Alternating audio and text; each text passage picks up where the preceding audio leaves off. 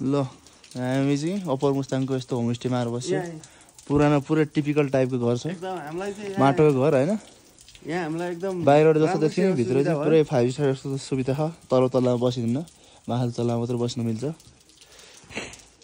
compound यसरी लगाएको हुन्छ टक्क लाएर जाडो महिनाको दाउरा पुरै स्टोर गरेर राखेको हुन्छ देख्नुमा एकदमै ढुङ्गा ढुङ्गा माटो माटोको घर हुन्छ तर बिहान उठ्ने बित्तिकै यस्तो हिमालको भ्यू अनि यतिको तातो खालको घर होइन यहाँको खासियत यही हो कि बस्ती भनेको यस्तै हो गजब गजब चिसो खतरा हो आइस जमे हो चौरीको सिम पनि राखेको रहेछ बवाल अब हामी माथि हो डाँडातिर घाम लाग्यो आजको राइट बासतिर हो अप्पर मुस्ताङ म्याक पनि भन्दा भएको चिसो लागेर केटा रेडी हुँदै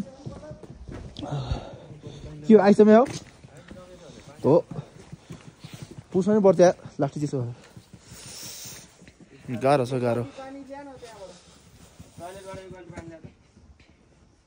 यो टकटकारी त्यतिकै हान्दा हुन्छ होला नि झर्छ होला नि झर्दैन र